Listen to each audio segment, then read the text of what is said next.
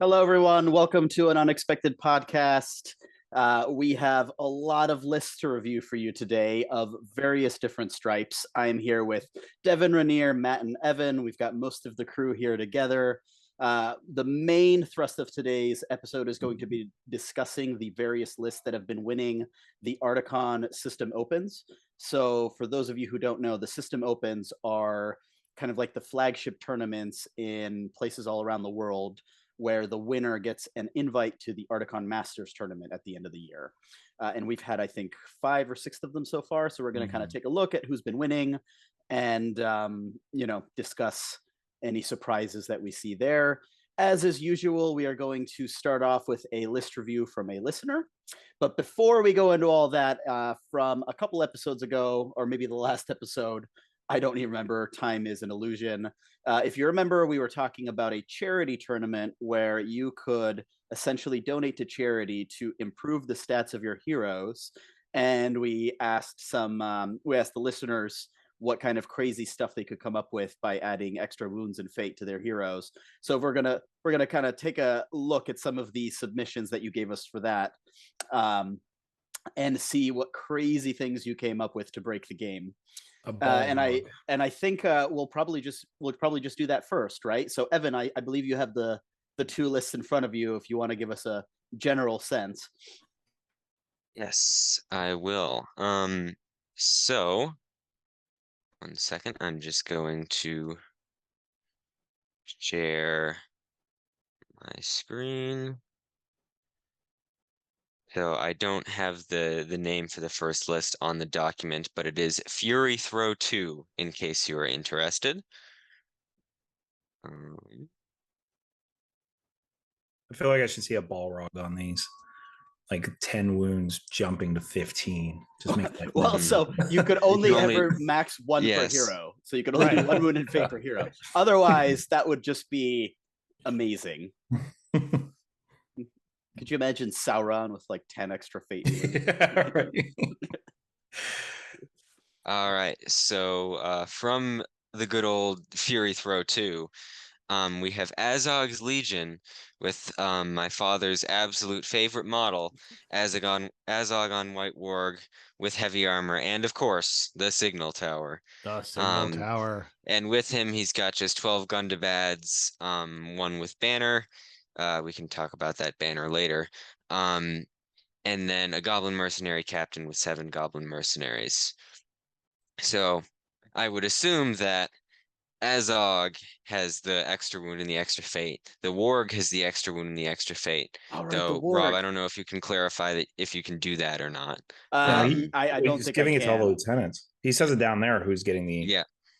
Well, yeah, he's giving it to the lieutenants. The question is, can you give the White Warg an extra wound and an extra fate along with Azog, because it's also a hero? I would have to double check the rules for the tournament. I think it excluded mounts, but does the White Warg have the hero keyword? It does. Yeah, so I think that it could probably get around it because it has the hero keyword. But I feel like that's rules lawyering already. Like you didn't want them to break so it. I don't know. You're dumping like $300 into this tournament. You better be rules lawyering. Yeah, absolutely. Anyways, that's true. So you also get you also get all of the lieutenants with the Signal Tower. So they now all have 2 wounds and 1 fate, which may or may not be useful. So yeah, this is the first list. You just added like 7 wounds to your army. Yeah. I mean, and they're still Gundabad lieutenants, so giving them extra stats, they're still nasty. I mean, it's not bad, man. Yeah, I mean, what does that end up putting on, as assuming you can do it, and I think you should, because it's got the hero keyword. Mm-hmm. What is that? So that means Azog has 6 might, and he'll have 4 wounds. The White Warg will have 3 wounds, and then a grand total of 4 fate between them all. Yeah, how do you kill that is my question. Yeah, so that's the question, right? Because the lieutenants, who cares about the lieutenants of the Goblin Mercenaries? It's just you've got this unstoppable Azog Yeah, because he also gets, by the way, a 6-up fate save from the tower. Both him and the warg. Man. Oh God. Or yeah, it's a berserker save or whatever that thing is. Right. Yeah. Oh, gross. And by the way, I mean, I'm not convinced that just for this list, I'm not convinced that the Goblin mercenary captain and a bunch of mercenaries is the way to go. The same thing with the Gundabad orcs. I mean, I've always trying thought to that get numbers. Yeah, but I mean, get rid of the Goblin mercenary captain and then his Goblin mercenaries and Just fill up the warband. Just fill up the warband with as many berserkers as you can buy. Mhm. And I can't remember what they cost. Does anybody know off the top of their heads how much a 15? berserker costs? I think they're 15. Yeah, so 15 or 16, something like I think it's that. 15. I think they matched 15, Rising yeah. Guard berserkers. Okay. So at 650, I think, and the single tower, what brings Azog up to like 500 or something like that? 200 added on to his 235. Okay. All right. So yeah, so you're probably going to have like a full warband of berserkers or something close to it. That's assuming you fully kitted him out. He's not bringing the mace, it seems. So yeah, which I think probably you want to, given he's going to be unstoppable. I mean, this whole game is going to be about Azog. So, and I think he gets resistant to magic too from the single tower, doesn't he?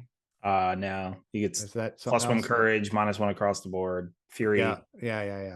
Well, Okay. and the lieutenants, they're normal Gundabad captains, right? That's just 7 captains. No, they're not really. They don't have 2 Okay. attacks. They're like light captains. They're like light captains. Yeah.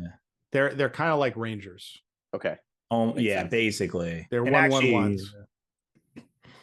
Also, I don't know if we've discussed this, but I feel like dropping the banner and just taking more guys. I don't know why that banner's there. Oh yeah, you don't want the banner. Well, You've doesn't already Yeah, the the tower banner's give you a totally banner? pointless. Yeah, Yeah, you the got- tower is a banner. Yeah, you got Yeah. 4 of them. Get a Gundabad and a berserker. Mhm. And then maybe He probably drop the thought he was captain, doing it drop for the like mercenaries, points. get more berserkers. Yeah, because each one of those there is an FAQ in there that says each one of those banners counts as a banner. So you're going to have plenty of banners in there that are really hard to get rid of. Mhm. So Yeah, right, so I would say when we had our discussion, we kind of broadly identified 2 ways you could approach this. One was take a mega hero and make them even more mega. And I think this is kind of a example of category A. And then category B was take a whole lot of heroes and make them average. All I was right, gonna so say the moving on next to one is category that. B, which I think you guys may have gotten some Yeah, spoilers of. this is literally what I would have done. This category B would be me. Except I would have done This is- Power Rod, but This is a truly heinous list. Yeah, so he did the calcs as well for the amount of money. $345. Jesus. Yeah. Incredible entry fee to your tournament here. Well, and that's on top of Congratulations, the actual every entry penny. fee. Yeah. I guess Imagine you lose that tournament. Oh Yeah. man. I would like a tax receipt for my I would never show my face at any tournament ever again. So the only question I have here is like, so pair this one against the list that we just saw with Azog, right? What in this list can kill Azog other than I guess 21 Dunedains with bows? Yeah, I was about to say you just shoot the hell out of him. He's Well, done. so real quick for those of you listening as opposed to watching, it's Arathorn with 21 Dunedain, and then Farmer Maggot with his dogs and a Hobbit Archer. Continue. Right. Yeah. So the real key to this is like the Dunedain. Usually, if you're at a far distance, you can assassinate 1 hero before you close ranks. Mhm. You'll probably burn like 6-7 points of might doing it, but if that hero is deadly enough, then it's usually worth it.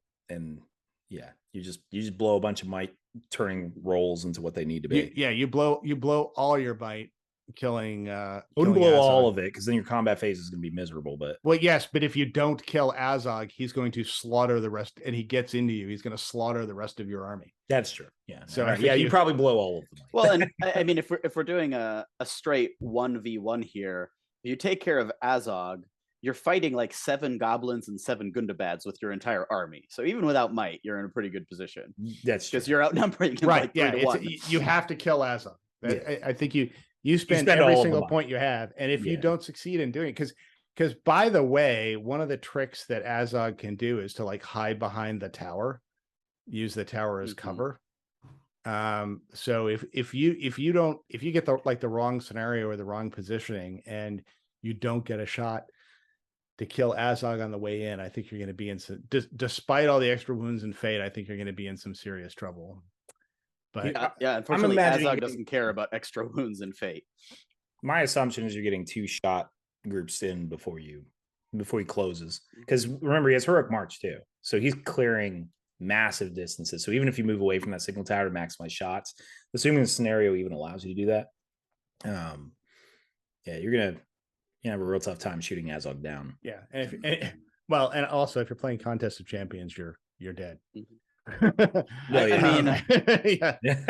I guess the other yeah. way to approach it would be, since the army you're fighting is so tiny, just shoot the army off the board and end the game before Azog gets to you.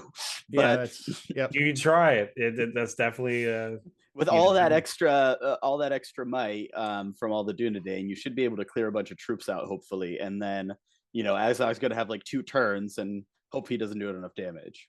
At minimum, you get rid of the White Warg, because Azog will still mow through your army, but at a much slower pace if you at least get rid of that. So, strength 2 bows onto a defense 5 Warg would really allow you to, and it's only like 2 wounds, I think, right? No, it's going to be 3 wounds because he bought him an extra wound. Oh, and it's going to have 3 wounds, 4 fate, and a 6-up fury save. All right, so this might not be easy. I would probably take out the Warg if I could, because Azog already has like the same stat line basically, right? Well, he's 1 fate normally, so he jumps to 2. Yes, yeah. There's 1 fate on Azog. There's 1 fate on the White Warg. Either one of them can use either, and then both of those are going to get doubled. Oh, yeah, that's nuts. All right, so I mean, Azog's probably going to win this, but that's. Especially since the Dunedain, and this is the crucial part, is the Dunedain, I think. No, they retain their 2 attacks. So, yeah, I think he's fine. Yeah. I think that if there was going to be a 3rd bucket for what I would do for this, it would be kind of spamming those 3/1/1 heroes that tend to have 2 wounds, 1 fate, but a good amount of might, and then just giving them all extra fate and wounds, and so they all become like mid-tier heroes. But I think they're like 50 to 70 points each, though. Yeah. Unless you're in like Mordor, you don't get too many of those. Or Rohan, maybe. Yeah, like Rohan, Gondor has some. Like you could just line up a whole bunch of them, or even 100 orcs, right? Take all of 100 orc heroes and give them extra wounds and fate to make them extra annoying. No, it'd be a waste. Never mind. I was thinking of the regenerating wraiths, but they'll resurrect with 1 wound. So, oh yeah. So they're a waste. I wonder if that's in the rules packet, whether they get to keep those wounds, or is that specifically the rule says they can only regenerate with 1 wound? No, well, actually, you know what? There will be no reason for it to clarify that. It doesn't. So therefore, if they probably resurrect 2 wounds, because if you get like at the tournament, you got like a chit that you put next to the hero to represent that. So I don't think the chit goes away. So that would maybe be pretty nasty. The problem is resurrecting and teleporting is part of their gimmick. So not dying could actually hurt you when dealing with them. So. So thank you everybody for indulging our crazy little thought process for how to break the game and for making me destitute. Unfortunately, I have to clarify that I didn't end up going to this tournament because, as we talked about in the last episode, he decided he couldn't afford it. Yeah, I mean, I couldn't afford much past the entry fee when you're looking at $400 in charity. No, we had a surprise appearance from one of our podcast members at another tournament that was the same day that it was an opportunity I didn't want to pass up to see Rainier. So unfortunately, I am sorry. This sounded like a great event, and I hope everybody had a lot of fun with it, but I didn't actually make it to this one in the end. So, and now going forward, we have an actual list review from one of our listeners. So Evan or Matt, I don't know, one of you two have that one, right? Yes, on to our list review before our review of lists. Here we go. Oh, lovely. It's on multiple pages. I'm just gonna fix that real quick.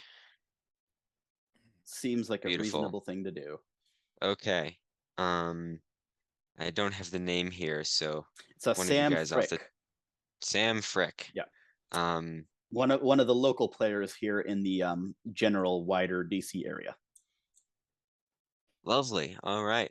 Well, he says, "Hi guys, it was nice meeting Devin, Rainier, and Robert at the Philly tournament the other weekend. Appreciate some of the advice on scenario selection, and I'm leaning into my aggressive play style by Rainier.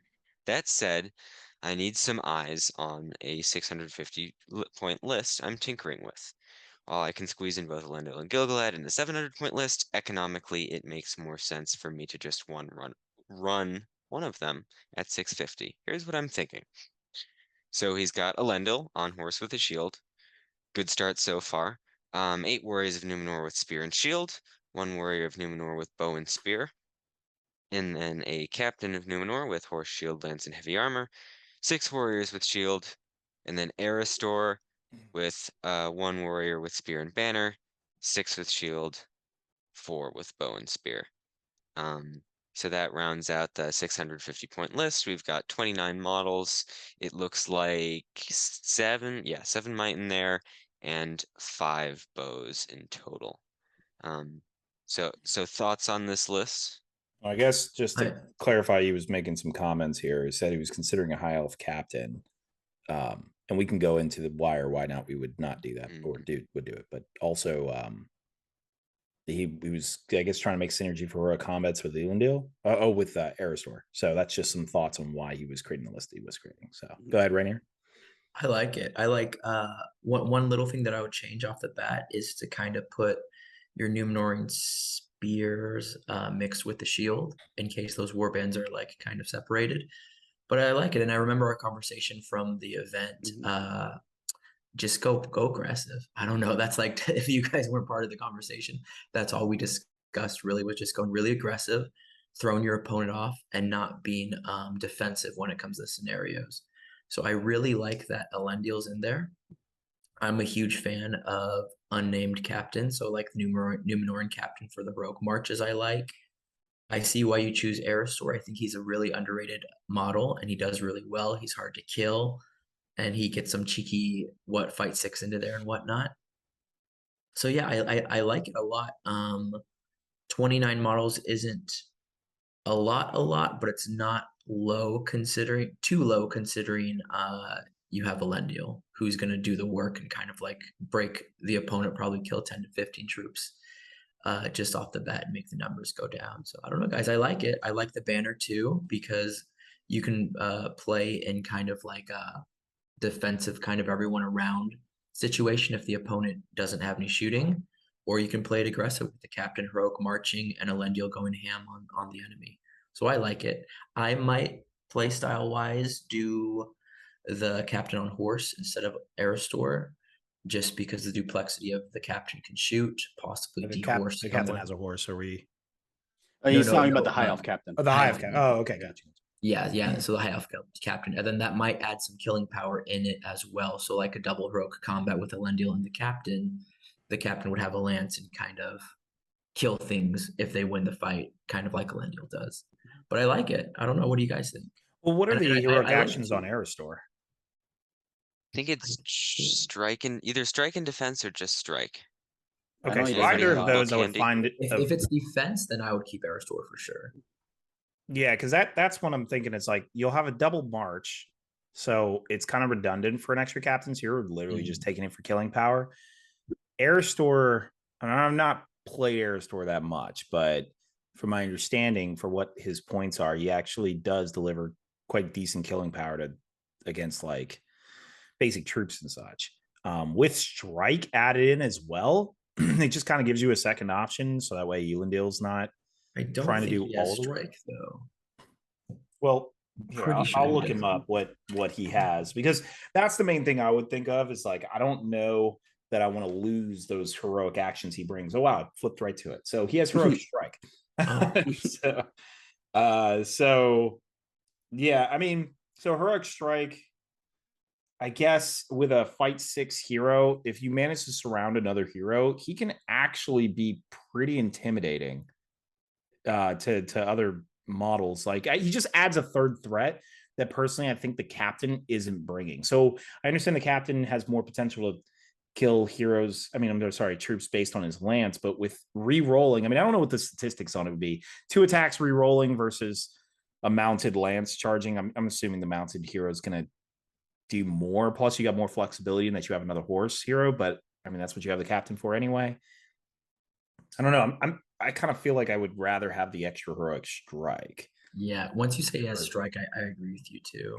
And you could do some really like freaky stuff, like go up against elf that's fight 6 without strike with Aristor and heroic combat with Elendil, and just take everything out. And that would be another thing too, is the tag teaming approach. I mean, they probably won't be in the same combat very often, but I do agree definitely with your spears, adding spears to the high elves. Is that what you said? You said spears to the high elves?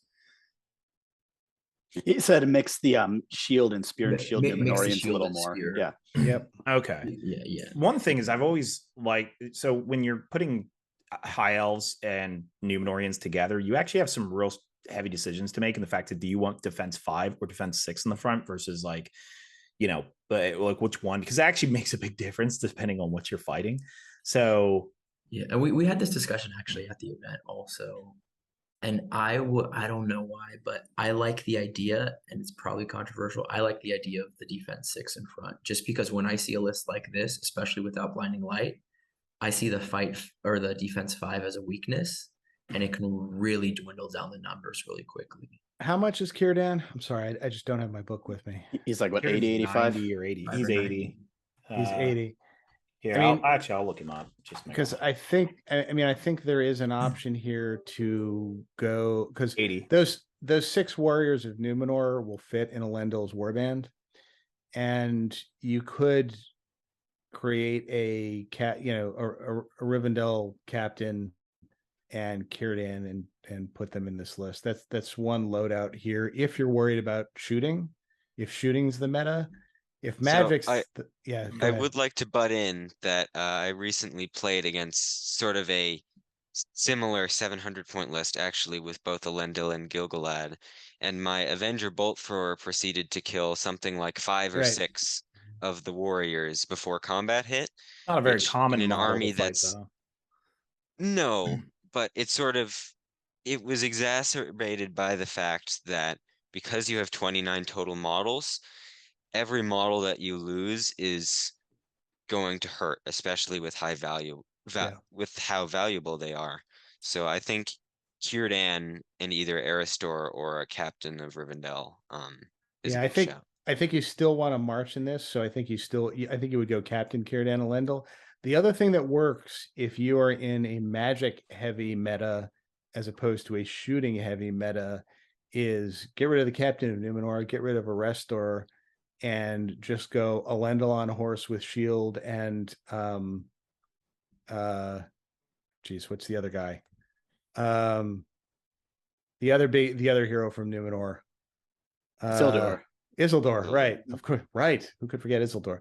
And Isildur on horse. I can't remember. I think he gets a shield too. And just the tag team of those 2 guys, and the fact that it basically turns the whole army into resistant to magic, because just about everybody's going to be within 6 inches of one of the 2 of them. If shooting isn't really what you're worried about, if you're worried about like a bunch of ring wraiths and stuff like that, that's another way to go.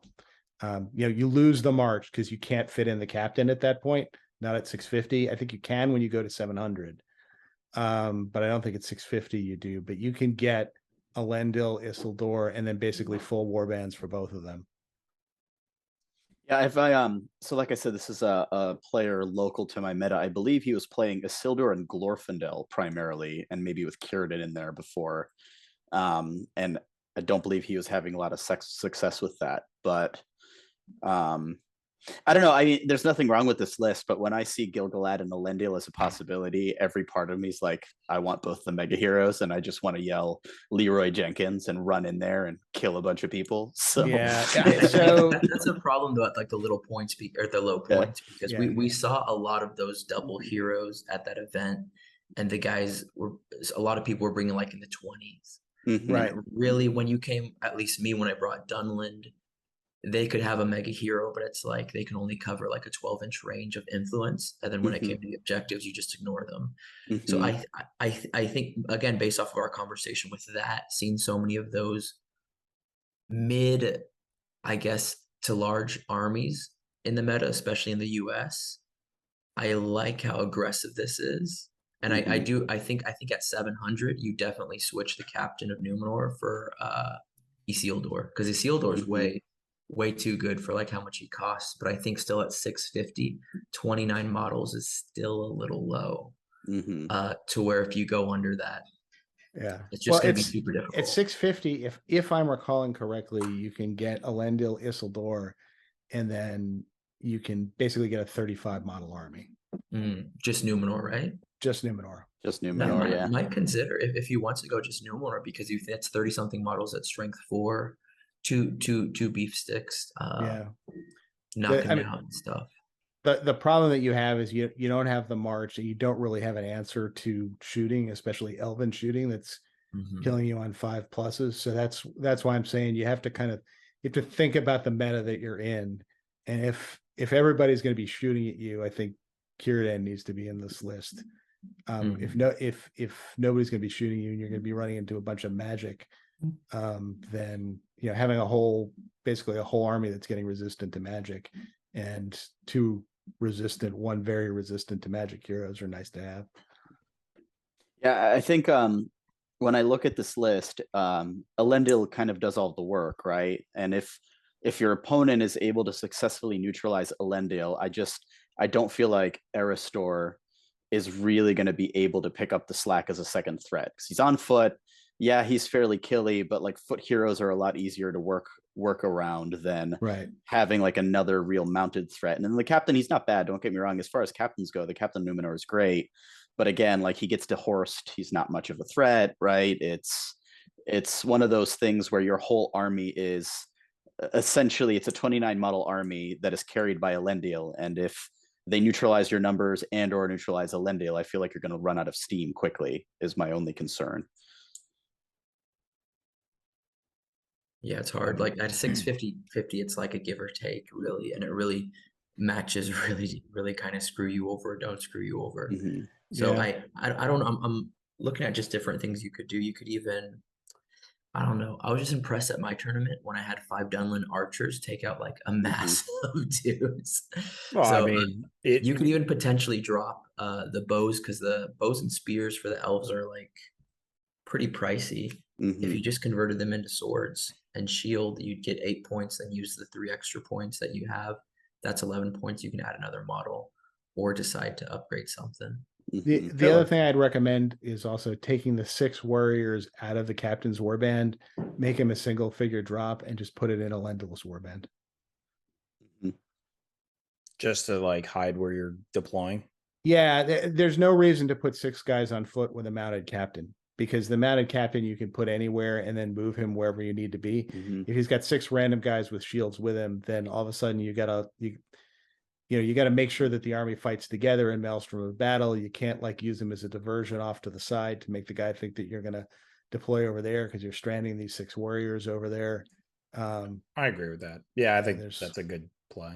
I gotta agree with that. I mean, just throw my vote in there, the Círdan option. I mean, I know just at 600 points, we saw a lot of shooting, in my opinion. And I know from playing so I played Helm's Guard in this tournament, and it kind of has a similar-ish feel to what this is putting out, because I had a captain, didn't have Eristor, but I had fight 5 troops, the whole works. And yeah, shooting definitely caused problems and forced your movement quite a bit. And so I think Círdan probably is necessary, because at 650 you're just seeing it more and more and more. Adds some extra little benefits anyway. I mean, the fact that your Numenorians, whom I'm assuming you're putting in the front based on, or I guess he's putting them in the back based on the way he's kitting it out. No, he's got some guys with just shield there. The ones in the captain's warband just have shield. Oh yeah, okay, yeah, sure. I will also say that you have 3 points hanging, so that's 3 extra spears that should be in there on either high elves or Numenorians. Oh, 100%. Yeah, definitely do that. That's low hanging fruit. Yep. Yeah. And I think, by the way, that they go on the high elves. So yeah, and I think if you're going with an army like this, you're fundamentally essentially creating a battle line army plus Elendil, and you're going to want Círdan in there, like everyone's saying. So you've got Aristor kind of anchoring your battle line of elves and Numenorians while Elendil goes ham, and Círdan is kind of needed to protect you in that situation. But by the way, you don't buy 3 spears, you buy 2 spears and 1 shield for the high elf warrior with spear and banner. Oh yeah, there you go. Point is, you've got plenty of options to use those 3 points. No reason not to. Yep. So I guess just to throw out an option, I'm not sure if anyone did, downgrading Elendil to Isildur and then using the remaining points to upgrade Aristor to something more threatening. How do we feel about that? Because I mean, Isildur is no slouch. Even at 650, he's going to definitely do some damage. And the best part is dismounting him is almost like not a good idea for your opponent. Well, at that point, I feel like you end up with Isildur and Glorfindel again, which is the list he had, right? Which is the list he had is the problem. Okay, but here's the thing, you had talked to him at the tournament, Rainier, and I had seen some chatter in various chats and game nights, and I think Glorfindel Isildur could work better for him if he took the advice to be more aggressive, because a lot of the times I had heard that he would be like hesitant to commit Isildur so he doesn't get to horse, but you have to, right? Especially at low points, they have to do that work. And so it might be less about a list issue and more about just switching to that more aggressive, willing to take risk mindset as well. Yeah, and it's one of those things, like if you're being outshot or even in the sense outfought, just go for it. Like throw everything at it too, and like never. This is one thing we talk in other episodes. Never let your heroes end the game with might. And to some extent, even like if you have someone like Isildur, let him die. Like if he dies like the last turn or the second to general last points aside, it would be general too. But if you have Elendil, you know what I mean? Like if you have these big beef sticks, like just let them die. Like I see a lot of times Boromir's from the fellowship thrown into lists, and like at the end of the game he has 2 or 3 might and both wounds and a horse, and I'm like, no, you got to use your resources, like be aggressive. Even if he takes out like half of a flank and he dies, so be it. He did his job. Yeah. So I like that you did say that, Rob, because I feel like a lot of gamers are like that too. It's like you got to just be really aggressive sometime and be a little crazy. All right, everybody, you heard it from Rainier first here. Don't let your heroes end the game with wounds. That's right. Exactly. Don't let your heroes end the game with wounds, will, or fate. Let them die, or might. Let them die. I hadn't even commented on that because they die first round. To some degree, Lord of the Rings, especially in a tournament setting and especially in a time setting, is a game of calculated risk, right? And if you've got heroes, you have to throw them in and let them do their job. And yes, there are games like my first game at the last tournament we discussed where you throw all your heroes in and they completely crap the bed and they all die, right? That can happen, but it's still the right move, because even if they don't do that, right, they either don't crap the bed and they do a whole lot of damage and you need that to win the game, or if they were going to die, they were going to die. What are you going to do? Sit them behind the line and just do nothing? And they might as well be dead then, right? Like, I mean, if you end the game with 3 heroes that have 2 might remaining each and all of their wounds, but you've lost the game and nothing has happened, you're not actually helping yourself, right? So you're right, and you're absolutely right about Fellowship Boromir. He is the best hot potato in the game, right? So use him as such. Throw him at your opponent and make them deal with this 100-point model that has 6 might and is crazy strong, right? Especially if you're going to be using big heroes at low points, you can't get around the fact that you have to commit and take the risk that something bad will happen to you. And if it does, that's the game. And it's just the game. Who cares? You're still going to go home happy that night, right? Yeah. That's not saying like to like throw, because you see heroes like just go Leroy Jenkins like 20 inches away from their battle lines. Oh no, be smart, obviously. Like, don't deliberately kill them. But but there are like those things where it's like you see battle lines and there's the hero on horse in the back of it, and you're two turns into combat, and the hero has blocked his like movement to actually come into combat. Mhm. Like, just be very, very aggressive and throw your opponent off. Especially, yeah, you have 29 models, so like in a sense, you kind of want them to focus on your heroes, not against your troops, because then you could break easier. Mhm. That's my issue with analyzing these lists sometimes, because I'm like, I think the Isildur Glorfindel combo is good. See, in I this think it's version great. of, Yeah. I mean, luckily, the only reason I don't have an issue with this version of the list is because this guy has, heavy resistance to magic, and so I'm like, all right, cool. He can't be shut down like Helm could with my list. But if it wasn't for that, I honestly think you're downgrading it by, putting it all in one basket, unless that basket's like very strong, like Elendil is. Mhm. So, but yeah.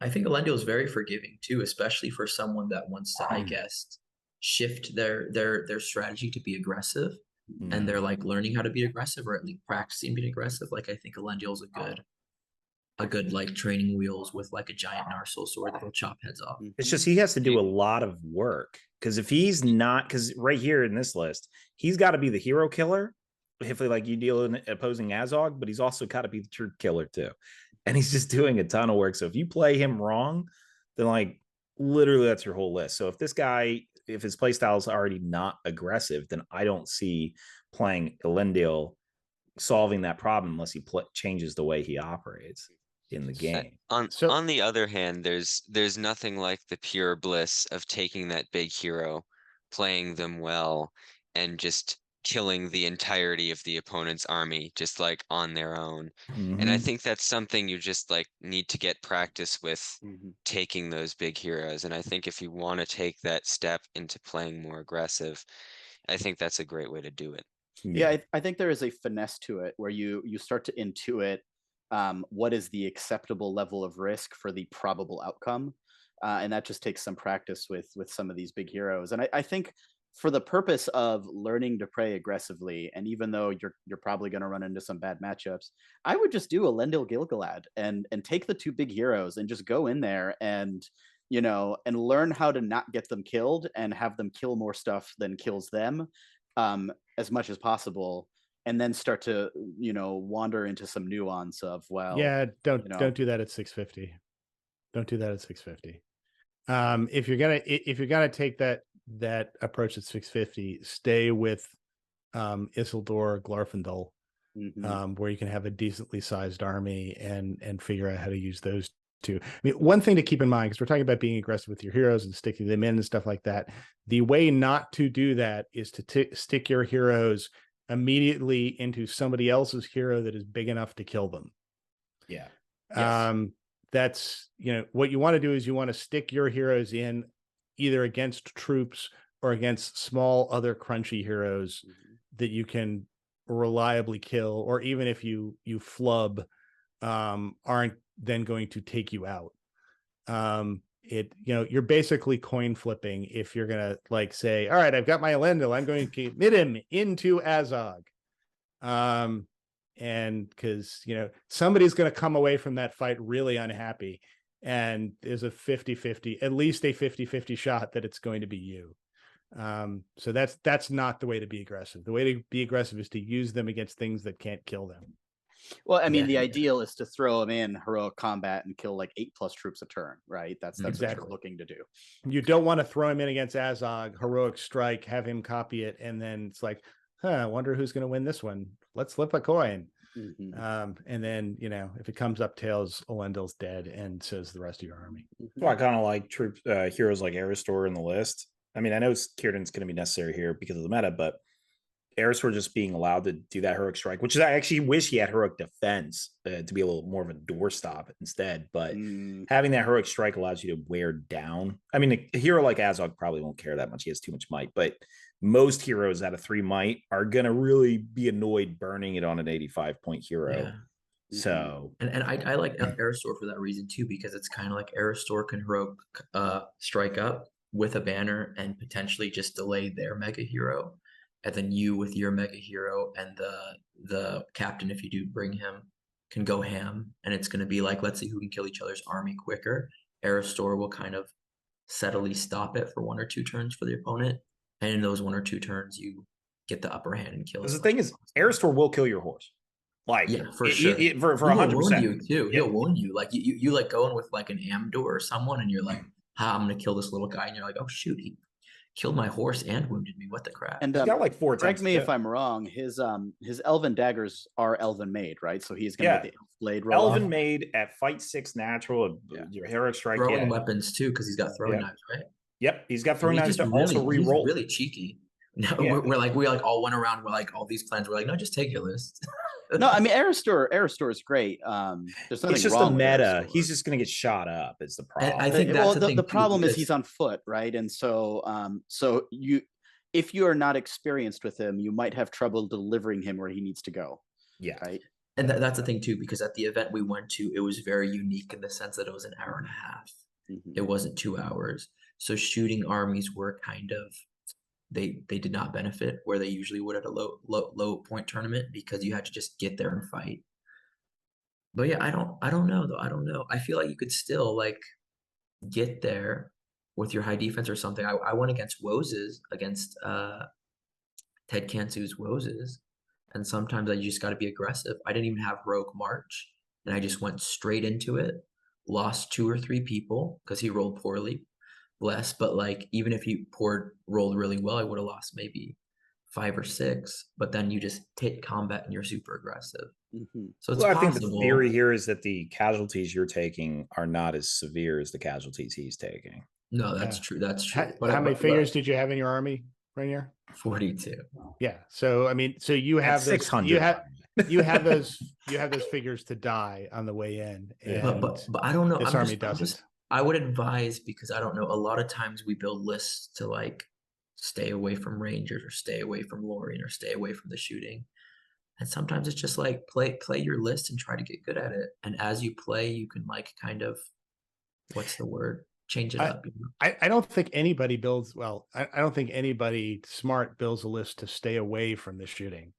I mean, it's all different mechanisms for closing with the shooting, taking the minimal amount of casualties possible. And sometimes you do that by moving quickly. Sometimes you do that by blinding light. Sometimes you do that with heavy armor, but with or high numbers in your case. Yeah, or having cannon fodder to absorb the wounds. But I mean, to be clear, staying away from shooting is never a winning strategy, because the shooter will then get a little closer to you and shoot you again.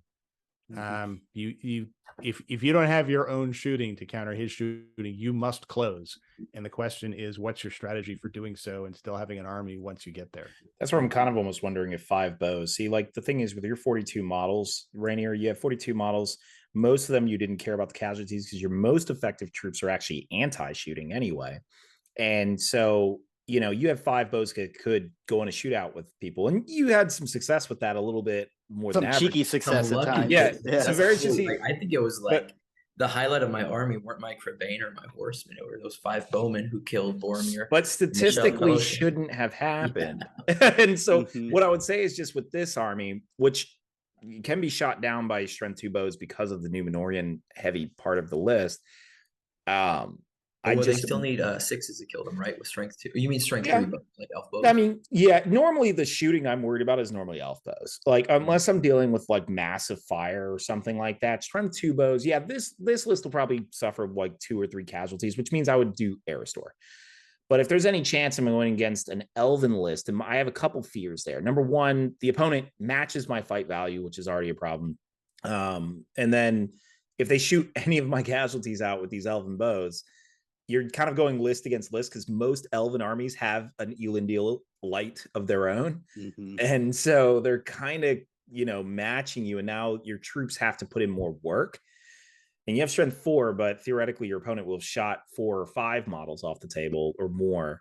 That's kind of my thought, is like every time I had to go against elven opponents in that tournament, my fight 5 Rohan Royal Guard like didn't feel like do very much against these elven lines.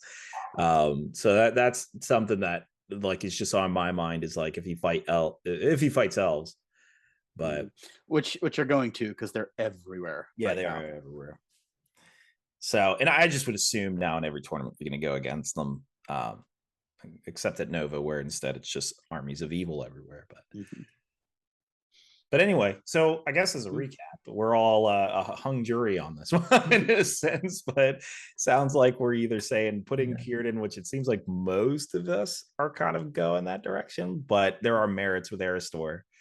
So so I think you could keep this. You could keep this mix of heroes and then just tweak it a little. Add a shield here, a spear there. Move the Warriors of Numenor to the Lendil's warband. I think that'll probably work.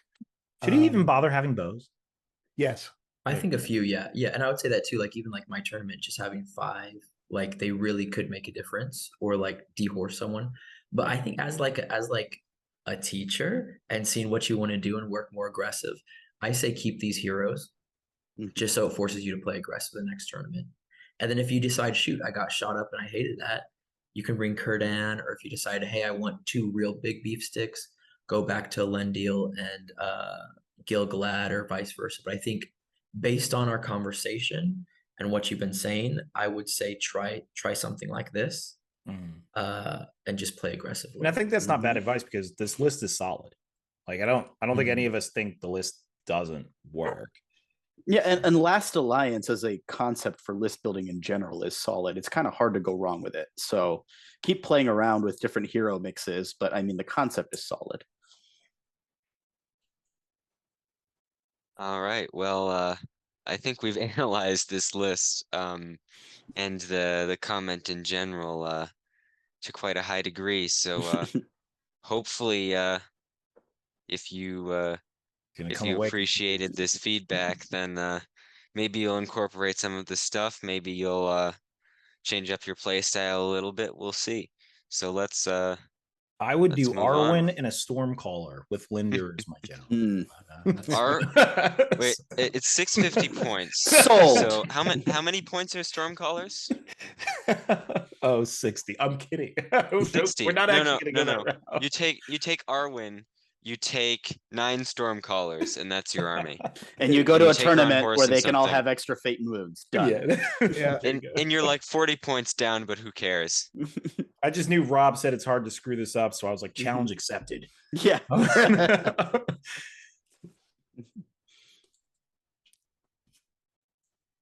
All right, so let's talk about some Ardacon lists, Indeed. or some right. Ardacon Oh, spoilers. championship lists. Oh, that's just our meeting link. All right. Great, now everybody's going to be here. Oh, shoot, Yes. everyone's gonna join. Now everybody is part of our group. All right.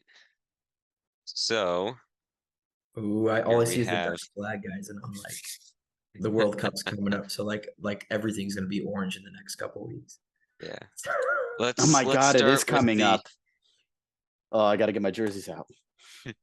Jerseys. Let's start with plural. We're all the like most doing that. patriotic of the countries that have done their system open so far.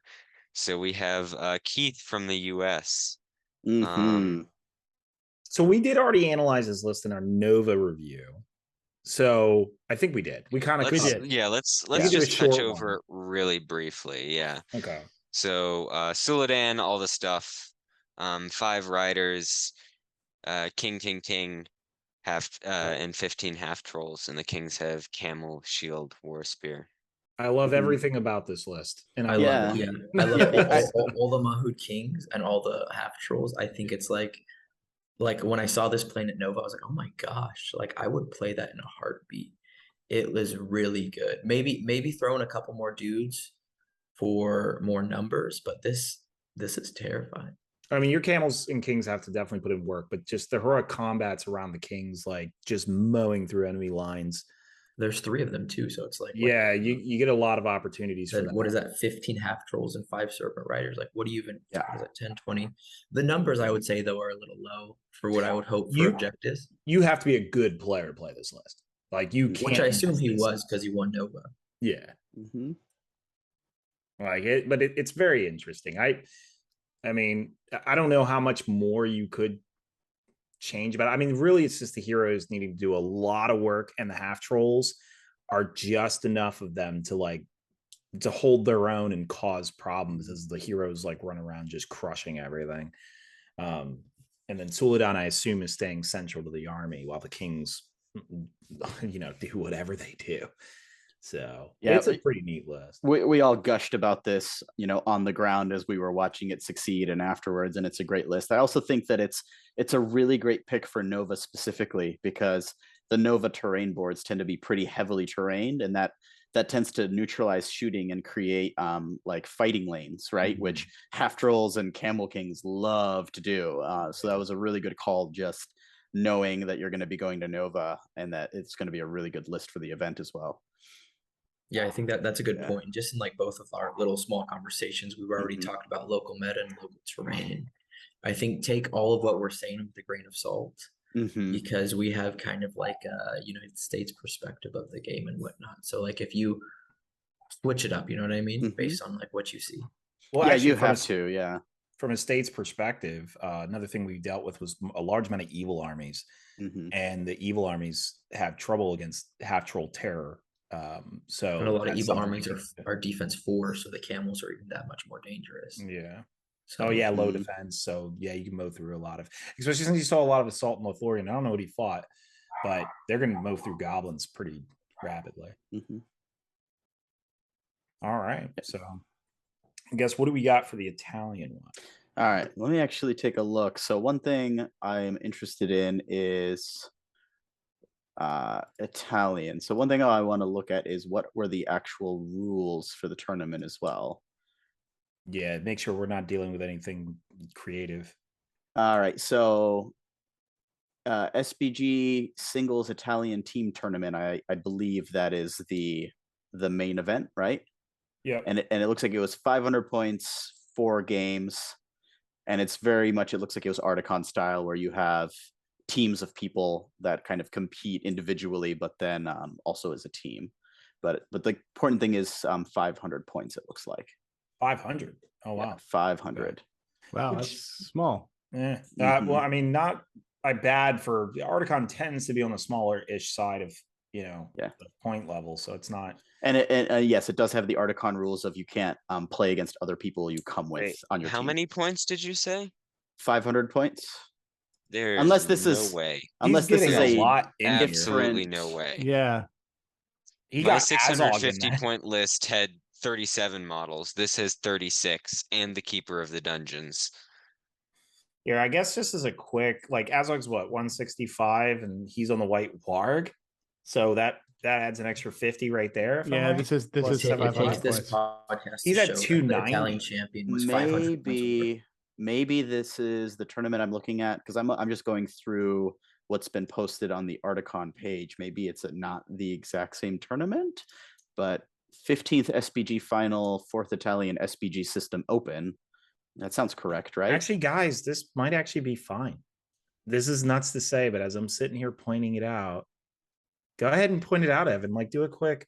Well, the Hunter Works kind of bother me a little bit because he's got a lot of them. 6, 7, 7. No, he's actually, got 21 Hunter Works. Yeah, if he has 21, that's times 8. No, I'm already overpointed. Yeah, I've already literally blown through the points. I haven't even calculated Fel Wargs and Thrain, or any Gundabats, because you have 390 with just Azog and the Keeper alone, unless the Pits of Dol Guldur added some kind of weird special rule about the White Warg being free. They don't.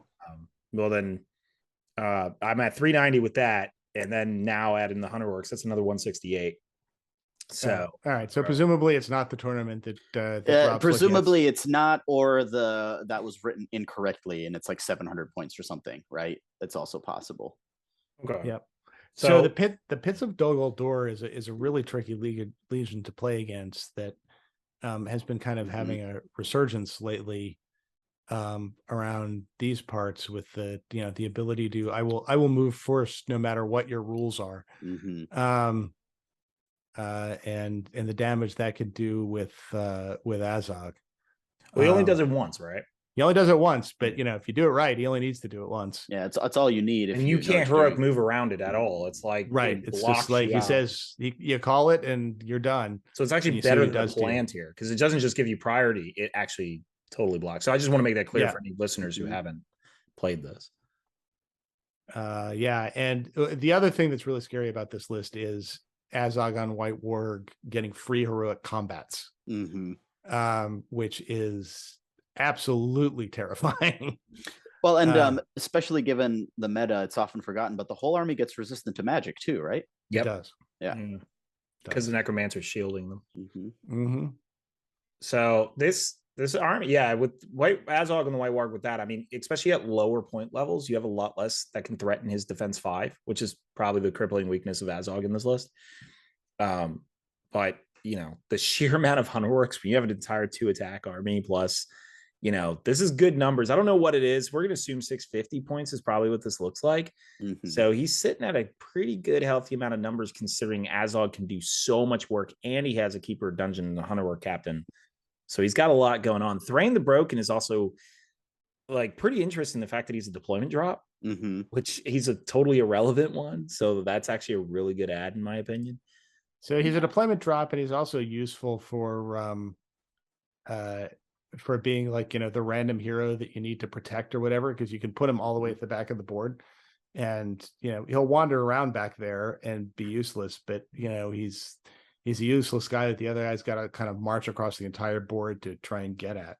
You're talking about specifically Fog of War, I think. Yeah, Fog of War. Well, your opponent chooses. Well, you also choose to protect. Yeah, that's true. Yeah, that's right. You choose like which guy to protect. Yeah, and just if you have like a backfield objective and you don't want to have to dedicate stuff to it, having him wander back there, right? Yeah, exactly. Doesn't hurt. Right. I guess. Sorry, I actually just realized for our listeners on the Spotify podcast, they're not seeing the screen. I suppose we should, in future lists, tell them what we're looking at. Yeah, I forgot we haven't said what's in this list. Sorry. Yeah. I just thought about that. So all right, so this list is Azog on White Warg, and in his warband are 2 fell wargs, 2 Gundabad orc warriors with spear and shield, 1 hunter orc with a banner, and 6 hunter orcs.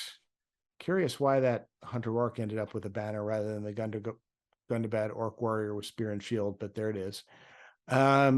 Keeper of the dungeons with 1 fell warg, 3 Gundabad orc warriors with spear and shield, 7 hunter orcs, and a hunter orc captain, I guess just on his own, and 1 fell warg, 3 Gundabad orc warriors with spear and shield, and 7 hunter orcs, and then Thrain the Broken to round it out. Yeah, the only thing I find inexplicable here is why that hunter orc had the banner. I don't quite get that, but it could be one of those intangibles, like he had converted one that he really liked and wanted to use it. Yeah, I suppose it could be that. Yeah. Right. I don't think there's a tactical reason for doing that, but yeah, I think it's probably something like that where it's something that we're not going to, you know, kind of figure out by trying to analyze the decision making, because I imagine it was more emotional than, you know, tactical. Right. So, all right. So that was that list. Do we want to go on and talk the German one? Yeah, let's talk Germans. So German was good v evil, right? This is pretty simple. Yeah, the German meta is almost exclusively good versus evil, and this is no exception. And we've got some very interesting lists here. We've got a good old classic Serpent Horde list for our evil, which is Sul'jah on horse, 2 chieftains. I assume no extra equipment, seeing as it's not listed. And then a Haradrim Taskmaster, which is fun. I think is actually pretty good with the 2 chieftains in tow, because you can get a lot of free heroics from that. And then a glorious 51 Haradrim warriors with 50% bows, 50% spears. So that would be 26 bows in total, which is quite extensive. And then for good, you definitely want blinding light against this. Yeah, for sure. It's, I mean, in its simplicity, this is actually pretty solid list. I mean, I think this list is glorious. I absolutely love everything about this. It's like, let's take everything that is absolutely basic in the Serpent Horde list and cram it into one army, and then put Sul'jah in front of it, and I'm here for it. And that's the beauty of the Serpent Horde. Is just like the more boring it is, the more disgusting it is. Exactly. And the whole army is poisoned. Yeah. And so yeah, this is deceptively powerful. And I imagine we're talking about 700 point list here somewhere. 255 is the heroes at base cost, is what I'm kind of calculating here. So I would put the chieftains into kings though for that 5/5. I give him a lance and a horse. Well, yeah, I mean, I suspect what he's doing is these guys are here just for warband slots, and That's nothing it. else. He brought him because he had to, Right? Maybe for might, and that that would have been the. He doesn't expect these guys to kill anything. Yeah, I mean, they don't have bows or anything listed, so they look like they're Right. literally there to be warband enablers. Right. This is the Harad version of the goblin captain with nothing. yeah. I am literally just here to bring more goblins. And I think he just brought that Taskmaster just simply because he had enough might batteries that it just was worth it. Like at that point, it's like, all right, why not? This is goblin count with bows. So, well, and Suladon is just really great in this list too. I mean, he's great in every list. So he's way too undercosted, but still there. I'm like, please don't touch him. But you know that 6-inch banner when you've got warriors that you're only fight 3, but everything's poisoned, right? And you've got spears everywhere, and you've got bows everywhere, and you can shoot into combat, and you're never calling. You're getting so much might from calling marches and moves, and then getting it back with the Taskmaster. It's deceptively strong. In my head, I was wondering whether it would be worth it to take this exact list, get Suladon out, and just put the Betrayer on foot in there, or Betrayer on horse. Do we tell the podcast listeners what this list is? I feel like, do we say? Yeah, we did. Oh, okay. Okay. Sorry. Yeah, and just say, I don't care about my banner. I'm just gonna have 26 shots where I'm rerolling all wounds. This is. I mean, it makes sense. I imagine the best part about this list is if you took it to Ardacon, it would still be effective because, from my understanding, and still to this day, Ardacon's terrain tends to be a little bit more light, and allows you to like. I mean, I think James kind of refuted that a little bit. If I'm remembering correctly. Well, look, it's the boards, they have terrain on them. They're not completely barren, but they're not, heavily terrained. They're not heavily, so it's like a basic. Yeah, I would consider Nova heavily terrained, right? Where it's, every 2x2 square piece of the board has several pieces of terrain on it. At Ardacon, you're maybe getting 1, sometimes 2, right? So there's terrain, but not the kind that's going to block a lot of shooting necessarily. Gotcha. Yeah, and some of the terrain at Ardacon too just makes shooting even more powerful because it creates avenues where you have to funnel your guys through and they just get. Or you can sit on top of it and shoot down from it, which makes it hard to dislodge. Yep. All right. So we got now you want to take a look at his good list here? Yeah, so I guess we got a Master of Lake Town. Well, Bard first off. He's got Bard with armor and horse, Master of Lake Town, Captain of Lake Town, Alfred, Bomber, 30 Lake Town Guard, 18 Lake Town Guard with bow and spear, and then another 6 with spear only, which is a total of quick math. Somebody, I guess that's what the 54 model? 54 troops plus the troops. heroes. Yeah, plus the heroes. Yeah, so which if it's talking about still what feels like 700 points, that's very solid even at defense 4. This is a pretty standard list for Lake Town though. I mean, there's no. Although I think that taking the captain over Braga was a missed opportunity here. Oh, wow, yeah, that's interesting. I wonder why he did that. There's also no girls, which is unusual. Yeah, I mean the girls I can see because the girls at least come with some downsides when you take them, and they they take up slots and take away Lake Town guards. But there's almost no reason not to bring Braga. I can't understand that one. Even at the cost of 1 Lake Town guard. It really looks like this player was very much squeezing as many numbers as possible, even at the expense of some things you usually do, like Braga or but he's got Bomber in there. But he's got Bomber. Well, Bomber, he restores will? Is that what it is? He can sometimes restore will, but you're going to get far more resources out of getting rid of Bomber and having Braga in this list. Well, I think you could probably get the girls and Braga instead of Bomber and get a lot of stuff from that, right? Because you're getting free heroic combats. That's technically resources, right? Right. I guess he just doesn't want to protect the girls, but I mean, you're behind a massive. You're behind 54 models. Yeah. The only thing I could think of is maybe he didn't want the downside of Braga not listening to Bard. That's like literally all I can think of. Though. That's not a downside. I mean, you can just spend the might with Braga instead. I mean, but yeah, I personally can't understand it. Like, there's like no reason. Right. 10 points. I mean, it's just an easy. Do we know if there's some weird German rule where he couldn't take Braga because there was no model and didn't have like an acceptable conversion or something like that? Is again, this could be one of those esoteric. We can try to figure it out all day, and the reason might be super simple, like, oh, I didn't have the model, right? Yeah, that might be the simplest explanation if I didn't have the model. But yeah, so get a who's Bard's dad? Garion. Yeah, Well, it's not his dad, but get a Garion, cut the head off of a captain, slap one on the other, and you're good to go. Mm-hmm. Yeah. Well, I mean, despite him losing Braga, I mean, the list is not bad. It's still, it's still, but it's a standard build except for Braga. Yep. Not a heavy amount to say there that you would have really done differently. And clearly, what we can ascertain from this in the German meta, hordes and giant numbers of just basic stuff seems to succeed, right? Or at least with this player's play style. I mean, and the tournament, right? Whatever the tournament rules were, and I can't find any rules for it. So, but I think these lists would have performed in any tournament you bring them to. Mm-hmm. I really cannot think of any tournament where these would be like, and unless you have a real gimmicky weird rule or something like.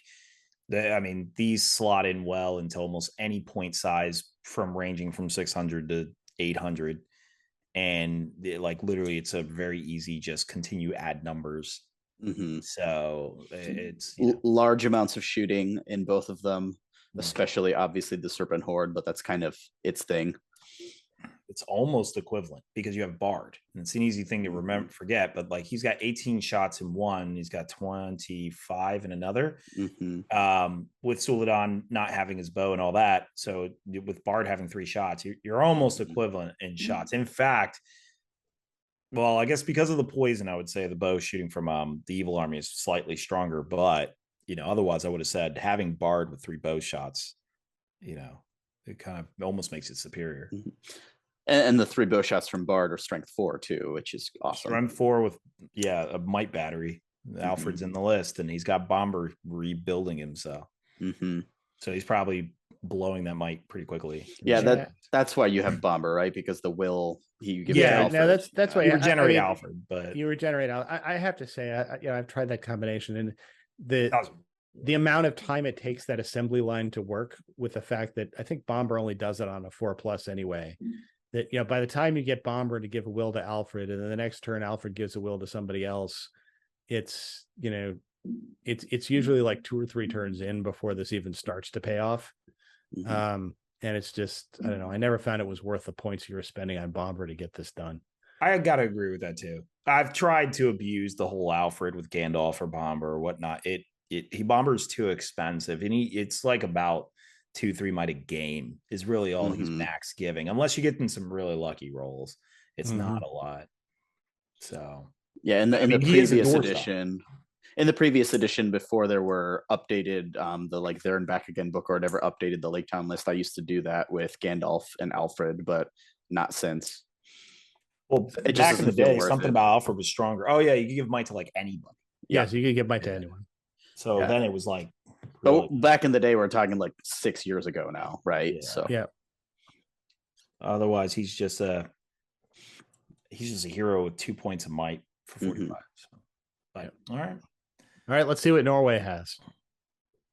Indeed, we have Angmar.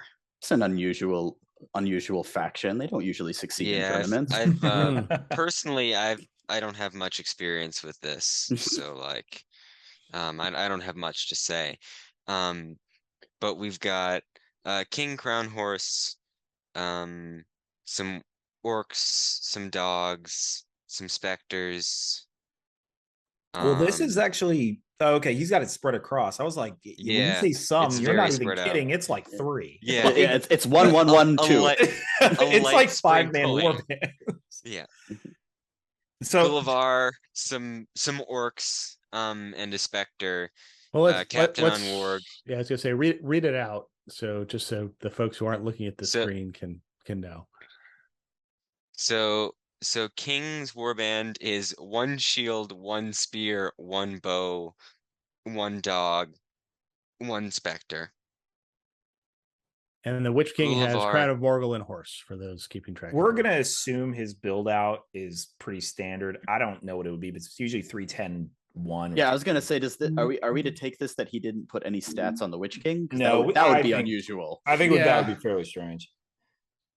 I imagine there's got to be at least some might and fate there, even if they Right. didn't give will. Thanks, James, for not posting. No, he copy pasted clearly. So I expect the, but so I guess running through it still. Gullivar with 4 orcs, or 5 orcs, sorry, 1 with a bow in there. Deadmar Spectre again. Angmar Captain with 6 wait, sorry, no, he's got 10 orcs in this one. So And the captain's on a warg. and But, yep, but Captain no is on. shield unless it just wasn't written down. Yeah. Well, given that the guy seems to be pretty consistent with writing down shields, I'm assuming. Yeah, he probably but doesn't have it yet. weird one to ignore, but his captain's probably just purely for might. But well, I guess we would put him off the warg. But He's also got the banner with no spear either, which is interesting. yeah. Or shield for that matter. Yeah, so he has a couple of missions that are kind of like almost standard in SBG that like kind of are strange choices, but we'll get into it. So he's got a Barrow White again with another 8 orcs. So we're seeing so far 3 Deadmar Spectres. Scroll down slightly. Yeah. Okay, yeah. So he's got 3 in 3 total. Deadmar Spectres and 2 wargs. So the 2 wargs usually make sense in Angmar list. And I'm just gonna run through just the basics of this. So he's got multiple threats. This looks to be a 700 point list-ish. It's not stated, but seems to be what it is. And then he's got pretty liberal use of magic that we normally see. He's got March, he's got Gullivar, which, you know, Gullivar does Gullivar things, and then he's got the banner. So yeah, it's just banner without a spear. It's kind of weird. He has orc warriors with bows. I mean, is there any reason to not take the trackers instead? I don't think you can in Angmar. They don't have Yeah, trackers? the reason is you They would be don't. impossible allies with Right. Morgul. Okay, sorry. Which you would not want to do. No.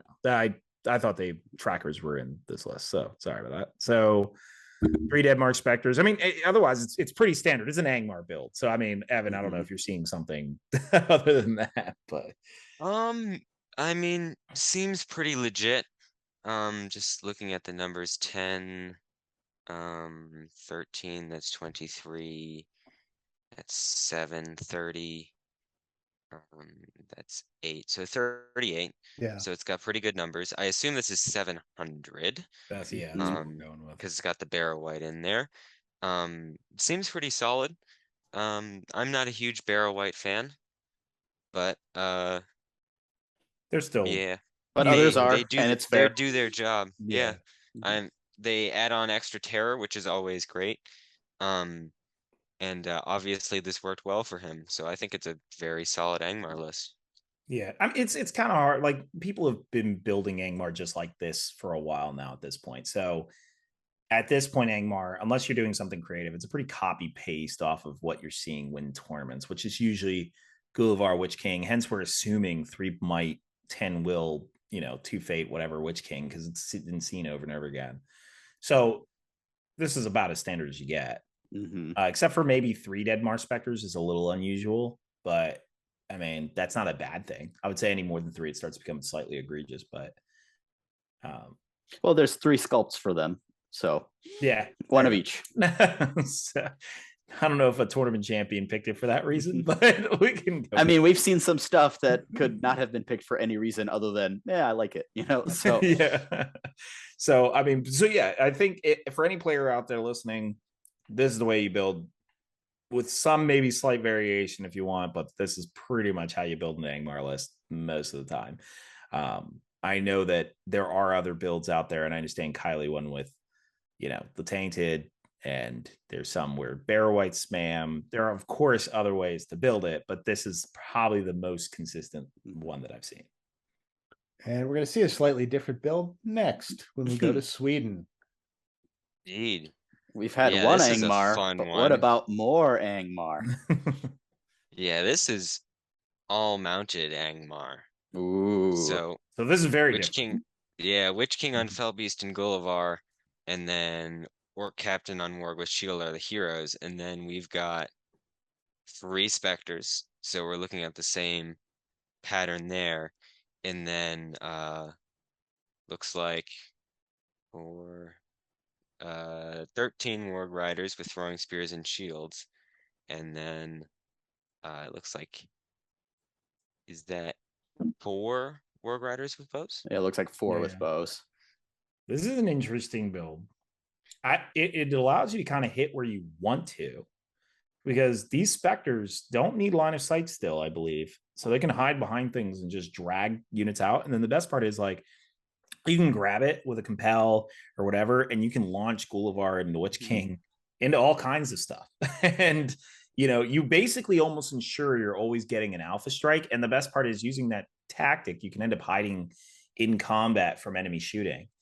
So, protecting your Warg Riders. But that's kind of off the cuff. What I'm seeing is that he's trying to make sure he always hits a single flank. Gullivar and the Witch King on Felbeast with this much will and such is going to tear through whatever they're targeting, because most of the time they're only picking targets that they easily can wipe out. Yeah, I mean, you've got 20, it looks like 20 Warg Riders. Everything moves fast. You've got March in there, so you could redeploy the whole army very quickly if you need to. Yeah. And it can just kind of use the high numbers for all cav lists plus a Felbeast and Gullivar to kind of munch a flank at will, right? Yeah, I mean, I'm pretty sure he just abandons the Deadmar Specters. For anyone who's thinking they're going to become an anchor, I'm like, you just hide behind something and start pulling crap out of their lines. Yeah, and then throw them on an objective or something later in the game. Exactly. Yeah, I the list is interesting. I don't think we've seen too much of this style of a Angmar list win tournaments. So if I was looking at this and did not know it was a tournament winner, I probably would have said this is, and I still think it is pretty risky. It could fall apart if you do something wrong with it. Because Warg Rider is not exactly the most effective cavalry force, but but you have 2 fairly large bases for those spirit models, which means your whole army is mostly going to cause terror. So it's like having cheap Morgul Knights, right, that are strength 4. It's definitely an interesting concept. Yeah. It's got low resources though to call heroic moves is going to be the problem. Yeah. The captain's putting in all that work is essentially. Yeah. I think it might be relying on that terror to not get charged. It is. But even so, that's going to happen eventually. For sure. Most lists. That's I guess it's. I mean, look. I mean, obviously it's successful, but I think that's kind of its weakness is the stuff that can charge it effectively. Yeah. Yeah, a bodyguard army, like a Theodred's guard that could just charge the whole army and kill those wargs would probably give it a little bit of trouble if you could protect the heroes. Or like Iron Hills too, where especially where there's going to be like Master of Battle copycats floating around in there that hopefully are hiding in the midst of a bunch of really tough spearmen that never fail courage tests. Could be a problem. I think elves also cause this list a little bit of gripe, but mainly the anti-terror, the high courage, but also they're going to force you to come in with the shooting. They're going to out-cheat you, and then they actually bring down these wargs pretty effectively. So, but yeah, no, I agree, Matt. You basically only have 2 points of might for heroic moves. That's essentially you essentially have to get charged, and then almost follow up on the heroic combat phase to like reposition yourself. Yeah. So, but yeah, I'm kind of glad to see a list like this work. It's kind of like the first list where it's like kind of definitely different than what you would normally expect. And I think coming across this, I think there's going to be some lists that almost feel like an auto win, some that almost feel like not an auto loss, but definitely like won't have an answer to these 2 big heroes running around. Though I don't know what points this is, but it actually looks slightly lower than the previous list that we saw. So if I saw this at a 600 point, and I'm not saying this is 600 points, I don't really know yet. It probably isn't. But if this is in a 600 point list, I would be actually pretty scared of this. Mhm. So, Let's see. but it's hard to tell because Witch King is kitted out pretty heavily. Like you're talking about a 250 point Witch King or something. I don't know, something around that. Yeah, I'm taking a look through the page here to see if I can find what the event points were, but I would imagine it was like at least 700 plus. Yeah, because actually, I guess 750. Oh wow. Yeah, okay, so at 750, I think there's going to be a lot more answers. Because this was Sweden, right? Yeah. Yeah, there's going to be a lot more answers to this list than at 750. In fact, I would have to say the player's got to be just really good because this is a pretty finesse list to be playing where most people have at least 2 big heroes. Most people have a lot of shooting and have answers to. Well, like, Gullivar and a Witch King on a Fell Beast with the Crown of Morgul can take out 2 big heroes pretty quickly. And that is true. They can drag one out and just since I've got it now open, just for curiosity's sake, the second place army was a Minas Tirith fiefdoms mix with Boromir with flag, and then a bunch of small heroes and Angbor in there for the fearless. And then the third place was a Moria swarm with the Watcher in the Water and Groblog and Durbers. Fourth place was a Glorfindel, Círdan, Isildur. And so that's kind of giving you a sense of what this was coming up against. Actually, what would give this list fits is the Balrog Legendary Legion. Oh yeah. Yeah. Nobody's going to fail courage, and your 2 big guys are going to get whipped into a Balrog if they stray too close to it. But all right. Yeah, I think for a list of 750, this definitely requires a good player to navigate. Yep. All right, so we got the Swiss SBG Open next. Indeed. This is a fun one. So this appears to be good versus evil as well. We've got the Beornings. So we've got Beorn, Grim Beorn, and 20 Beornings in total. 7 of which have 2-handed axes, and not 7, 14 of which have 2-handed axes, and 6 of which have bows. From this, we can deduce it's an 800-point tournament. Yeah. Yes, we can fairly easily. I'm still torn on the great bows. Like, I don't know. Do we actually feel those are good enough where you actually want to no, you want 130 of guys with great bows. I think so. I haven't played the Beorning army against it or with it, so I'm not too familiar with how it operates. I actually played with it at Nova as the ringer for a game, and those great bows actually did work. Oh, okay. Yeah, more than I expected. Okay. Yep. And so it's one of those things that on paper it doesn't seem. Yeah, and frankly, the Beornings with the great bow are only like marginally less scary than the Beornings with the 2-handed axes. And the having 6 strength for bow shots in an army is definitely worth having the guys who are maybe slightly less likely to pound you into the ground in close combat, but still have axes and can happily pound you into the ground. Yeah, that's right. They're slightly less likely to pound you into the ground in combat. Yeah, I mean, there's no other way to build this list. So comments or critique there's on literally no other way. Yeah. In SBG, Beorning math is the simplest math of all. Yes. And so, I mean, it is a good list. We have seen it all over. Well, we've seen it all over the place because it's new. But from my understanding, everyone who's played against it says that it is actually scary to fight. Yeah. It's pretty scary, and it's a lot of fun. So not so much fun when you're getting eaten by bears, but for the person running them. Yeah. So the Easterling list is the one that is definitely a different build of Easterlings. Okay, so let's scroll down a little bit through here. So I guess just reading through this thing. Oh, scroll back. Yeah, there we go. What? All right. So this is Rutabi with shield. Pretty standard. 4 Easterling warriors with shield, 4 Easterling warriors with shield and pike, One Easterling warrior with a banner and apparently no pike. Puzzling question there. And no shield. 2 Easterling warriors with bow. Okay, and then 4 black dragons with shield and pike. And then we have Camul on a horse, which is one I don't think I've ever seen before. 4 Easterling warriors with shield, 4 Easterling warriors with shield and pike, 4 black dragons with shield and pike, 2 Easterling cataphracts with shield, 1 Easterling cataphlact with the war drum and the shield. And then we have Borgir, 3 Easterling warriors with shield, 1 Easterling warrior with shield and pike. And then we have a Kondish chieftain with chariot and bow, and a Kondish charioteer with Shocked bow. at the charioteer, but Well, I guess maybe thrown a little I'm bit. somewhat less shocked at the charioteer than I am with Camul on horse. No, I mean, there's certainly some things to be shocked by in this list. It looks like this is Yeah. the first Easterling army that actually wants its troops to do most of the work.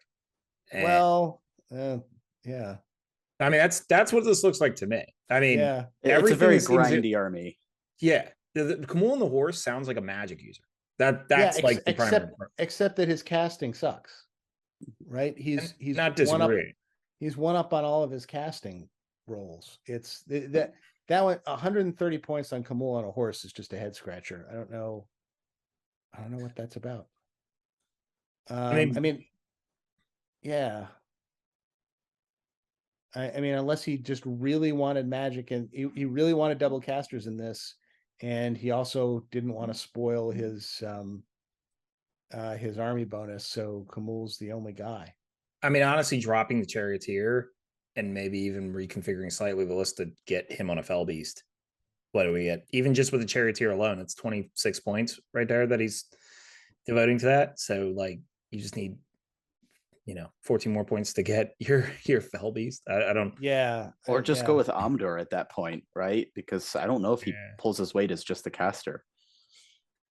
No, I mean, clearly he did in this tournament, right? Yeah, we're talking about a look, winning list. Yeah, but... he won the tournament, but I can't see how he can pull his weight as just a caster. Yeah, I don't. Well, now I'm questioning myself. Does he do something I've forgotten about? Right. Well, I mean, he can get himself up to fight 6 by spending a will point. Cool. And then if he kills a guy, he gets a will back. So you're using him either as a fight 6 bad fighter compared to like an Amdur without his fell beast, or as a bad caster. Either way, he seems like an odd choice. You're right. Yeah, I mean, he's a fight 6 1 attack hero on a horse. Yeah, there's no way that he would end up pumping up his attacks, not his fight. Like he would have charged in with 2 attacks. That's well, no, he oh yeah, that's right, because he can use he modifies his attack. No one does it because he's normally on a fell. Now he's normally on a fell beast. Yeah. So who cares? Yeah, exactly. You're right. He can up his attacks to 2, and stay at fight 5. Which is the only way I would do that. I wouldn't throw him into combat with 1 attack. Yeah. I don't know. But then he gets the will back for killing models, right? But so you're essentially just keeping him afloat because you're losing 1 for going into combat, right? He's a troop killer at this point, which is, I lightly call him that. I'm just saying in the function he has in this list, he's going around killing troops and neutering heroes. Is the only way I could, because you're right. Amdur 130 points with an armored horse. He's 145. Minor cost increase to get this significantly better model for the role. Yeah, and not to mention that Amdur's bringing in banner. Yeah, so you could drop the. Well, I mean, you want it for scenarios, but theoretically, if you really needed the points, you could drop a banner. Yeah, I don't know. It is a little strange. I mean, other than losing the magic, which I guess you're bringing him for the transfix. Yeah, but it's a bad transfix too. I mean, I think it's a transfix on a 4. I think. Let's see. Yeah. But yeah, probably. Yeah. Well, I mean, if you have Amdur in here, then you've got Amdur plus 2 chariots that are backed up by tremors, which is a really interesting threat, right? You've got Rutabi anchoring a really solid D6 line. With Camul, I'm having trouble envisioning what his role is that could not be better filled by Amdur. Yep. Agree. Hard agree. Yeah, unless you're allying Mordor with him or something, which then I don't know what you're bringing either. But yeah, so this might be just simply a case of a list that, just piloted by either a very good player or this list didn't come across things that, like, that I guess I'm trying to imagine like an Elendil Last Alliance listed this thing going against it. And I'm like, I don't know. I feel like this is going to fall apart pretty fast because it doesn't have any major threats for 700 or 800. Well, no, I mean it still has Ratabi, and Ratabi can still kill stuff, and it's still got a Condish Chieftain, and a Condish Chieftain can still kill stuff. So, and it's got Borgir, and Borgir can kill stuff. Can Borgir kill stuff? I actually did not. Yes, he's got the tremor cannon. Okay, so you're actually firing tremors. So you don't even mind if it rolls a 1 or a 2. You're just like, give it a shot. Yeah, exactly. Because remember, he gets his 6s back. Okay. And you just do it once a turn, and you get it enough, and about half, about maybe like a third of the time he doesn't get any off. A third of the time he gets a couple off and kills 3 or 4 figures, and a third of the time he just like goes nuts with it. Rolls a couple 6s and ends up killing like 10 figures. Okay. Well, and it's great protection for your chariots, right? With the whole tremor of the combat, they can't be knocked down kind of thing. Oh yeah, that's true too. Yeah. But he's also got enchanted blades and blade wrath, right? Or his other spells. Is that right? He can beef up Kamul or Ratabi. Well, I was going to say, I mean, another reason to include Omdur, right? Because Omdur plus a caster with a lot of Wilfer, Blade Wrath, and enchanted blades is even scarier Omdur. Oh, I do like the synergy of tremoring the chariot. Although he's still gonna, I mean, the chariot and the guy in it are both going to take strength 6 hits, so this isn't something you want to do. They can't Condish charioteer. Yeah, I mean, here's the thing. This is clearly a successful list piloted by somebody who knows what they're doing, and props. If it was me, I probably would have wanted a king instead of a chieftain in the chariot and Omdur in this list. But instead of a second chariot. Yeah, upgrade the king. It is a very bizarre list. I don't think this list would receive high marks from any of us. It seems like I'd be almost curious of asking the player, did the Bjornings actually outperform this list, in the tournament? And maybe it was the Bjornings that actually carried. Well, and that's another good point. Not seeing the rules, we don't know if it was one of those tournaments where you play equally with good or evil, or if you get to choose, like that tournament you played in Evan, where you ended up playing one list the whole time, even though you brought 2, if it was something like that. We actually don't know that, because it could have easily been, I played 6 games with 5 of them being Beornings and 1 being Easterlings to a draw or something, right? Yeah. So yeah, that is true. I'm automatically assuming that it's like Warhammer World rules, and that's may not be the case. So I mean, I guess from what we can see from these lists, evil's prevailing, just as James said here in this post. There are 2 good armies, and it's only because you had to bring them. Exactly. They were paired with an evil army. Though we could argue that probably on the final list, it was the good army that might have, and we're just speculating, but might have carried it. But other than that, evil is I mean, it's been doing it for a while, where it's been really prevailing. So, but some of this is like, we're seeing lists that just simply are top tier. So Angmar is simply a top tier army. It's one that will win more often than not. And then we're seeing other lists that historically have performed very well. Mass hordes have always been a problem in SBG. Horde armies just simply perform better and are easier to pilot, in the sense that they're much more forgiving of mistakes. And then you have I forgot, Azog's Pit Legion, which is, I'm not sure what the points were, but fairly scary to go up against just in general, especially at lower points. So 650, 700 less.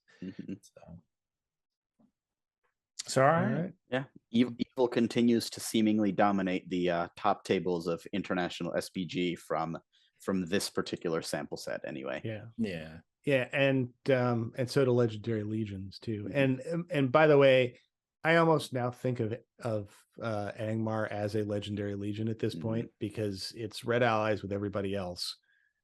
So basically, it is its own little legendary legion that just kind of comes fully encapsulated. Though I will say, in this list that we just went over, Beornings and Pits of Dol Guldur, were there any other legendary legions, or were those the only two? No, none of them were really legions. Just they kind of operate as such, like the army. Of Yeah, so there were Yeah. maybe even less legendary legions than I might have expected. Yeah, A I lot guess of this so. I was guess just that's pure fair. Yep. armies. Though I mean, Army of Lake Town kind of can operate like a legendary legion in its own way, right? It's Well, got a I lot mean, of he tricks he in had it. he had an ally in there. I guess He had bomb what I bullets, was right? thinking, what really caught my attention because I was looking at the Bjornings and we were talking about the Pits of Dol Guldur, and then I thought, what were the other ones? And I was like, oh yeah, two Angmar ones, and they're basically a legendary legion. Yeah, you rarely see them allied out. I'm just gonna try to break the mold one day and do like Azog and Gulavar and see how that performs. Just I wonder Good if luck- there's a good reason luck to you you, sir. haven't. I might. I don't know, like because I did the whole Aragorn, Boromir, and Elendil combo. I might, but that worked at 1,000 points. So I don't know. Maybe another 1,000 point tournament. I'll randomly just drop an Azog into a list. And just That was also before they changed the rules for Red Alliances, though, too. they did. No. What changed? Because I would still play that army honestly. Because killing Elendil is so hard already that like the way you would break that army is to kill him, and it's pretty tough, especially when you have these other two heroes. And anytime you pin him in a bad spot, you just hero combat with the other two and grab him out of it. Well, you can't But take the two anyway, but that's the reason. That's what they changed. There wasn't the impossible allies restriction. In fact, I didn't mind it. We still had what we have today.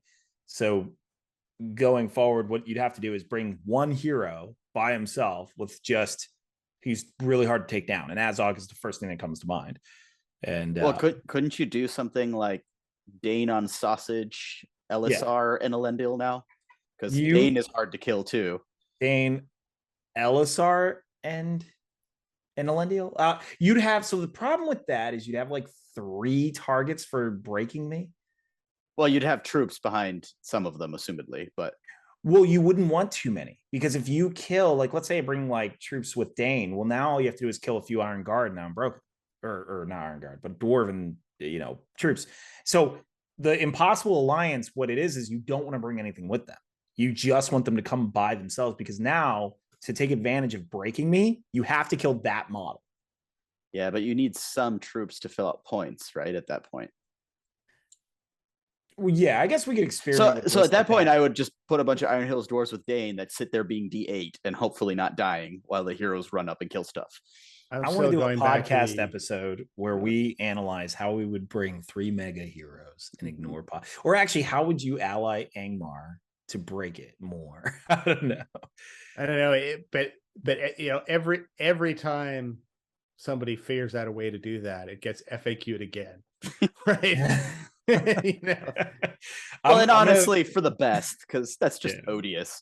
Yeah, I'm gonna figure it out. Goblin Town or all these armies that usually you don't ally in. Well, Goblin Town plus Angmar Alliance was what won Ardacon and got itself banned, right? That's what got the Shade banned, basically. Not banned, but like nerfed. Yeah, the Shade got continuously nerfed because it was like Goblin Town plus Shade and Spider Queen. Yeah. So I just want to get everybody's opinion. Is it better to have Dane on sausage or Dane with ham and pineapple? Sausage is rocket sausage. That's been the official term. I know it's controversial, but I've always put pineapple on my Dane. Yeah. it gets you that sweet You're and sour dead to tang me, Rob. In there. Yeah, I like my Dane Hawaiian style. Yep. So, all right, everybody. I think that does it. That's a good talk through and some interesting lists in there. So anyway, if you are scroll up, if you're the Swiss national champion and you hear this by some chance, or somebody hears this who knows the Swiss national champion, please let us know why Camul on horse. What's the rationale there? Because I want to know what I'm missing. We assume there's a secret sauce because clearly this was successful. Right. All right, everybody. Thanks very much, and we'll be talking to you again soon. Bye. Yeah. Thanks.